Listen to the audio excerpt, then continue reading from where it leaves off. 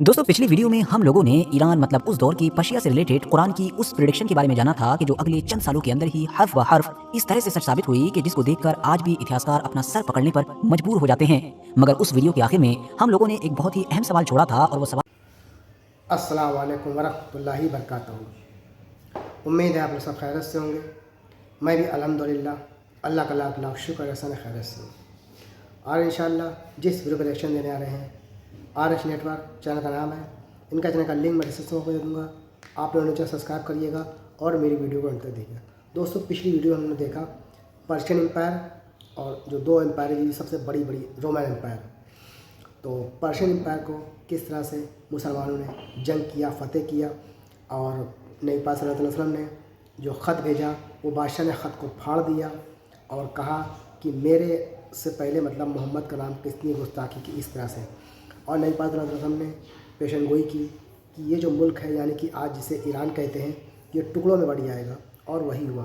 और किस तरह से मुसलमानों ने इस पूरी एम्पायर को, पर्शियन एम्पायर को ख़त्म किया और एक सुपर पावर बन के, ताकत बन के उभरी अपनी मुसलमानी हुकूमत। नबी पाक सल्लल्लाहु अलैहि वसल्लम के ज़माने के बाद अबू बकर सिद्दीक़ ने संभाला, उसके बाद हज़रत उमर इब्न ख़त्ताब जी ने संभाला।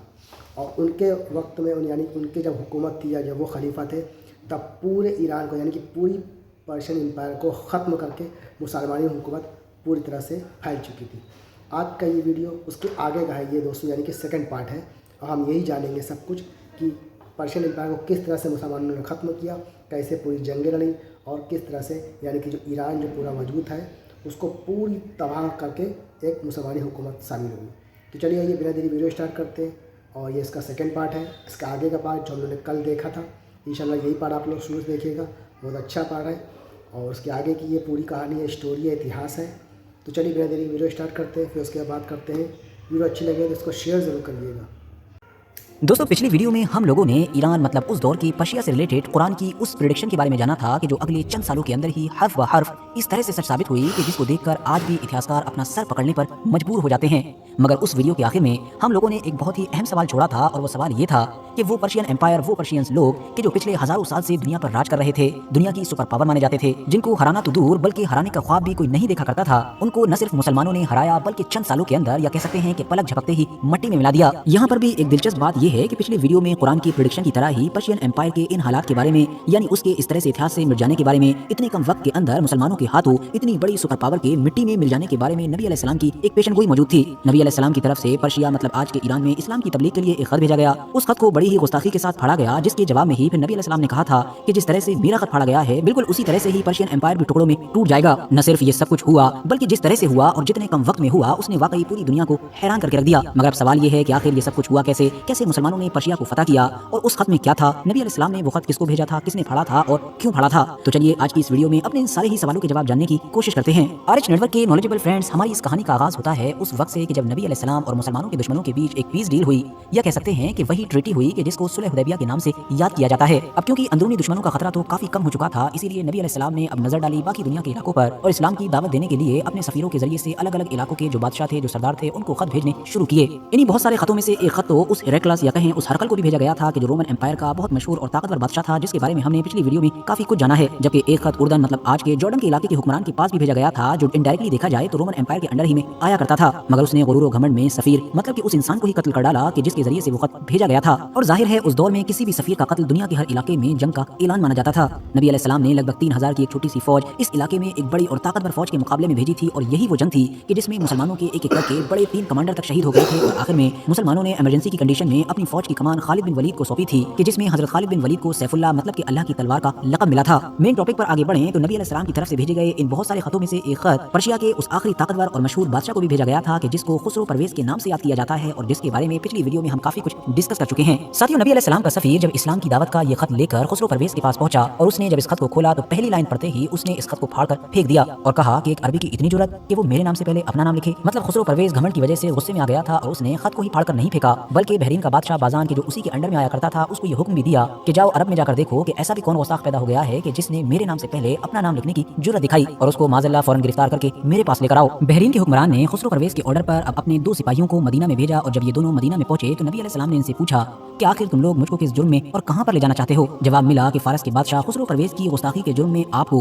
एक मुजरिम के तौर पर उसके महल में ले जाया जाएगा। नबी अलैहिस्सलाम ने फौरन फरमाया कि अरे तुम लोग अपने बादशाह की तो खबर लो, वो तो खुद कब का मर चुका है। ये सुनते ही वो दोनों सिपाही हैरान रह गए। दरअसल दोस्तों मामला ये हुआ था कि जब खुसरो परवेज ने बहरीन के हुक्मरान को ये ऑर्डर दिया, बहरीन के हुक्मरान ने अपने 2 सिपाहियों को भेजा, वो दोनों मदीना में आए तो इस छोटे से पीरियड में ही फारस की सल्तनत में बहुत सारी उथल पुथल हो चुकी थी। पिछले वीडियो में भी जैसा कि हमने जाना था कि बेजेंटाइन एम्पायर मतलब के रोमन एम्पायर से बड़ी हार के बाद अब खुसरो परवेज का ही जो एक बड़ा बेटा था उसने पहले तो अपने 18 के करीब भाइयों को कत्ल किया और खुसरो परवेज को भी कैद कर दिया और बाद में कैद में ही इसकी भी मौत हो गई थी। लेकिन अपने भाइयों को कत्ल करने वाला खुसरो परवेज का ये बेटा भी लंबे वक्त तक जिंदा नहीं रह सका। अगले कुछ महीनों के बाद ही एक बीमारी की वजह से इस दुनिया से चल बसा। खुसरो परवेज के इस बड़े बेटे का एक 6-7 साल का बेटा ही बचा था जो रिश्ते में खुसरो परवेज का पोता था।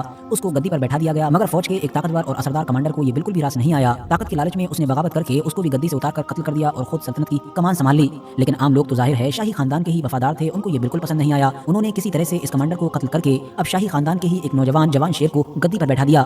मगर ये जवान शेर भी ज्यादा से ज्यादा 2 साल ही जिंदा रह सका। जब इसकी भी मौत हो गई तो शाही खानदान में लोगों को सिर्फ एक छोटा लड़का ही नजर आ रहा था जो काफी आवारा किस्म का था, जिसको पॉलिटिक्स में कोई इंटरेस्ट भी नहीं था। लेकिन क्योंकि खूनी रिश्ते के हिसाब से वही सल्तनत का असली वारिस था तो उसी को ही गद्दी सौंपने का फैसला कर लिया गया। मगर इस लड़के के भी बड़े होने का इंतजार किया गया और तब तक के लिए बुरान दुख्त नाम की एक लड़की को गद्दी पर बैठा दिया गया जो दरअसल खुसरो परवेज की एक बेटी हुआ करती थी। ये लड़की या कहिए कि ये लेडी दूसरे खलीफा हजरत उमर फारूक आजम रज़ियल्लाहु तआला अन्हु के दौर तक फारस की इस सल्तनत की गद्दी पर बैठी रही थी और बिल्कुल आखिरी वक्त में जब ये सल्तनत टूटने वाली थी तो मजबूरी में अब उस लड़के को मतलब असली वारिस को गद्दी पर बैठा ही दिया गया कि जिसके जवान होने का इंतजार किया जा रहा था। बावजूद इसके कि आसपास के सारे दरबारी अच्छी तरह से जानते थे कि वो लड़का इस गद्दी पर बैठने के काबिल ही नहीं है। हिस्ट्री की ये पूरी टाइमलाइन बताने का मकसद साथियों इतना ही था कि जिस तरह से खुसरो परवेज ने नबी अलैहिस्सलाम के खत को पढ़ा था बिल्कुल वैसे ही उसकी फारस की सल्तनत टुकड़ों में बंटना या कह सकते हैं कि टूटना शुरू हो भी चुकी थी। अगले चंद महीनों के अंदर ही फारस की गद्दी पर एक के बाद एक इतने बेशुमार हुक्मरान बैठे, इतने बेशुमार हुक्मरान मरे कि अगर पीछे नजर डालें तो दशकों तो छोड़ो बल्कि सदियों में बैठे होंगे। खुसरो का खानदान पूरी तरीके से बिखर कर खत्म हो चुका था, टूट चुका था। एक ऐसा बंदा भी नहीं बचा था कि जो कम से कम सल्तनत की गद्दी को संभाल ले। नतीजा ये हुआ कि फारस की पूरी सल्तनत अंदरूनी तौर पर कमजोर हो गई।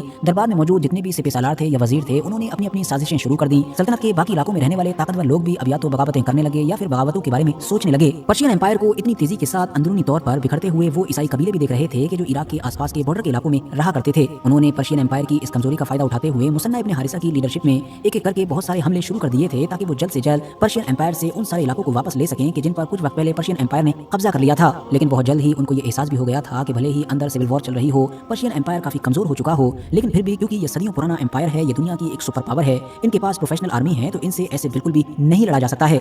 इसीलिए उन्होंने फौरन मुसलमानों के पहले खलीफा यानी कि हजरत अबू बकर सिद्दीक रज़ियल्लाहु तआला अन्हु से मदद मांगी। मुसलमानों के पहले खलीफा हजरत अबू बकर सिद्दीक ने इन लोगों की इस रिक्वेस्ट को कबूल किया और मदद के तौर पर अपनी एक फौज मुसलमानों के सबसे बड़े सिपह सालार यानी कि हजरत खालिद बिन वलीद की लीडरशिप में इनकी मदद के लिए भेजी। दोस्तों याद रहे कि उस दौर का ये ईरान हद से ज्यादा बड़ा हुआ करता था और आज के दौर में ये जो कुवैत है, इराक है, सीरिया का एक बड़ा इलाका, ये सब कुछ ईरान के ही अंडर में आया करता था। इसीलिए हजरत खालिद बिन वलीद ने पर्शियन एम्पायर के खिलाफ अपनी जो कैंपेन शुरू की थी उसकी शुरुआत उसी कोने से हुई थी कि जहां पर आज के दौर में छोटा सा अरब देश मतलब कि कुवैत मौजूद है। कुवैत को जीतने के बाद अब पर्शियन एम्पायर अलर्ट हो चुका था और उसकी समझ में आ चुका था कि जिनको हम हल्के में ले रहे हैं वो कोई मामूली लोग नहीं है। इसीलिए इन लोगों ने अब एक के बाद एक बड़ी बड़ी फौजें भेजना शुरू कर दी और सिर्फ 1 साल के अंदर हजरत खालिद बिन वलीद ने 11 बड़ी जंगों में कामयाबी हासिल की। फरात नदी के आसपास के लगभग सारे ही छोटे बड़े शहर फतह हो चुके थे। मुसलमानों की नजर अब मदाइन नाम के उस शहर पर थी कि जो उस दौर में पर्शियन एम्पायर की कैपिटल मतलब की राजधानी था और आज के दौर के हिसाब से देखें तो इराक के इलाके में हुआ करता था। अब इस शहर को हासिल करने के लिए जाहिर सी बात है दोनों बड़ी ताकतों में सबसे बड़ी एक जंग होनी ही होनी थी। लेकिन उससे पहले ही मुसलमानों के सामने एक बड़ा चैलेंज किया गया कि मुसलमानों की एक लगभग 20,000 की फौज की जो दूसरे बॉर्डर पर मतलब सीरिया में कहीं मौजूद थी उसको रोमन एम्पायर का बादशाह हेरेक्लस अपनी एक बहुत बड़ी फौज की मदद से घेरे खड़ा था।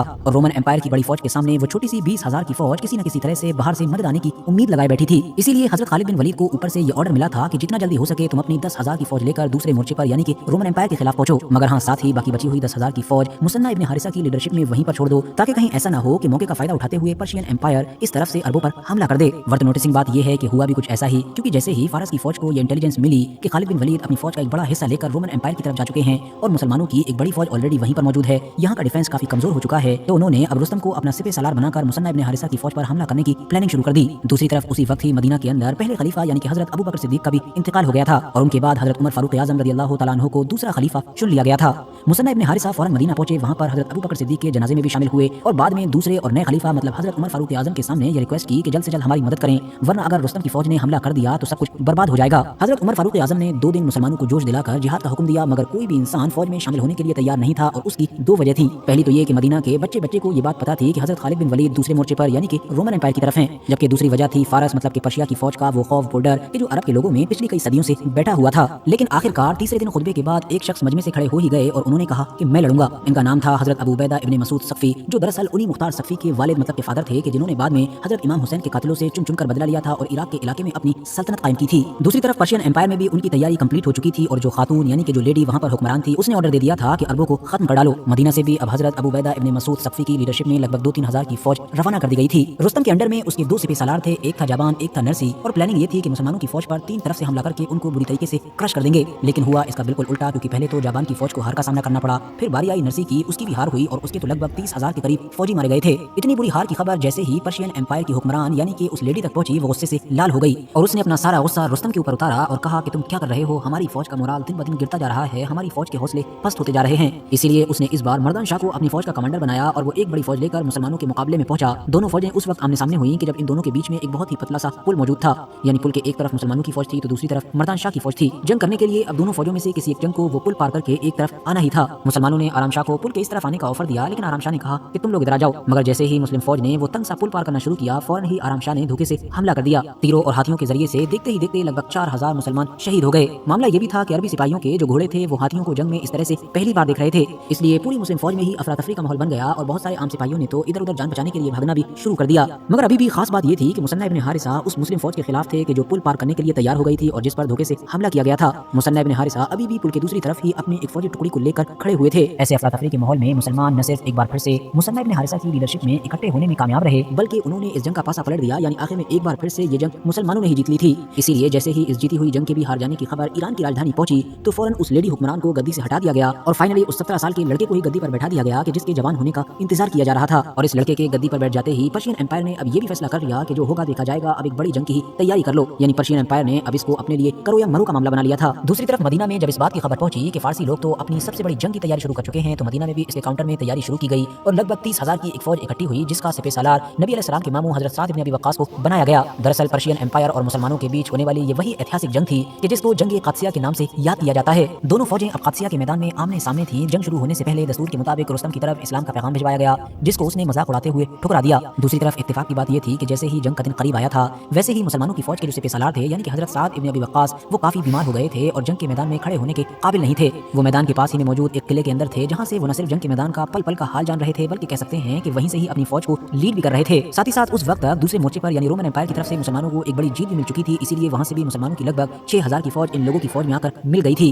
जिससे मुसलमानों के हौसले अब और भी ज्यादा बढ़ चुके थे। इसके बाद घमासान की जंग शुरू हुई। इस जंग में जहां एक तरफ फारसियों के 10,000 लोग मारे गए तो 2000 के करीब मुसलमानों की भी जाने गई थी। इस जंग में मुसलमानों के लिए सबसे खतरनाक और घातक चीज फारसियों के हाथी साबित हुए, क्योंकि अरबी सिपाहियों ने भी इससे पहले जंग के मैदान में हाथियों का सामना नहीं किया था और खास तौर से इन लोगों के जो फुर्तीले घोड़े थे वो इन हाथियों को देखकर घबरा जा रहे थे और घबराकर उल्टे पांव भाग रहे थे। दिन रात जंग चलती रही और मुसलमानों की परेशानियां बढ़ती जा रही थी, मगर किसी भी तरीके से मुसलमानों के सामने जो सबसे बड़ा चैलेंज था यानी कि फारसी हाथी, उनका कोई भी हल नहीं निकल पा रहा था।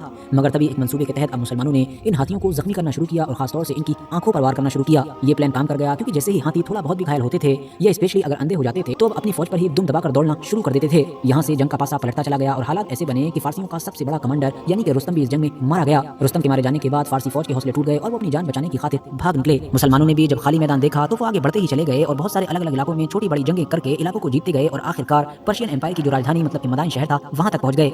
ये शहर एक नदी के पास आबाद था। फारसी लोगों ने मुसलमानों के डर से कि ताकि ये शहर के अंदर एंटर ना हो जाए, उस पुल को ही तोड़ दिया कि जिसके जरिए से इस शहर के अंदर आया जा सकता था। लेकिन मुसलमानों ने खुदा का नाम लेते हुए अपने घोड़ों को नदी में ही दौड़ाना शुरू कर दिया, जिसकी वजह से अब महल के अंदर बंद फारसी लोग घबरा गए और उनको लगा कि शायद ये इंसान नहीं कोई और मखलूक है कि जिसको किसी चीज का डर ही नहीं है, इसीलिए वो वहां से भाग निकले। दोस्तों इसी वाकये पर नजर डालकर ही डॉक्टर इकबाल ने वो मशहूर शेर लिखा था कि दश्त तो दश्त हैं, दरिया भी न छोड़े हमने, बहरे जुल्मात में दौड़ा दिए घोड़े हमने। किस्सा मुख्तसर ये है दोस्तों कि पर्शियन एम्पायर की राजधानी पर मुसलमानों का कब्जा था। खुसरो परवेज का जो महल था, जो ताज था या कहें तो वो जो तख्त था कि जिसके ऊपर बैठकर ही उसने गुरूर में नबी अलैहिस्सलाम के खत को फाड़ा था, वो सब कुछ अब मुसलमानों के कंट्रोल में था। और हैरानी की बात यह है कि मुसलमानों को ये सब जीतने में पर्शियन एम्पायर के टुकड़े करने में चंद महीने का ही वक्त लगा था। दोस्तों 636 ईस्वी में ये मशहूर और ऐतिहासिक जंग यानी कि जंग क़ादसिया हुई थी और फिर अगले 6 साल तक ज़ैग्रोस पहाड़ ने मुसलमानों और पर्शियन एम्पायर के बीच बॉर्डर का काम किया था। मतलब ज़ैग्रोस पहाड़ के एक तरफ मुसलमान रहते थे तो दूसरी तरफ पर्शियन एम्पायर था। ये ज़ैग्रोस माउंटेन्स, ये पहाड़ वही हैं जो दरअसल जमीनी एंगल से ईरान की एक सबसे बड़ी ताकत माने जाते हैं और जिनके बारे में हम ऑलरेडी एक वीडियो में बात भी कर चुके हैं, जिसको आप लोग डिस्क्रिप्शन में दिए गए लिंक के जरिए से देख सकते हैं। लेकिन फिर 642 ईस्वी में जब हजरत उमर को खलीफा बने हुए 8 साल का वक्त भी हो चुका था,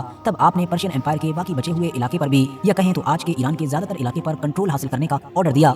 एक एक करके कैंपेन शुरू की गई और फिर अगले चंद सालों के अंदर आज के दौर का पूरा ईरान भी मुसलमानों के अंडर में था। और हैरानी की बात तो ये है कि ये सब कुछ नबी अलैहिस्सलाम के चले जाने के بعد لگ بھگ 18 سے 20 سال کے اندر ہی ہو گیا تھا۔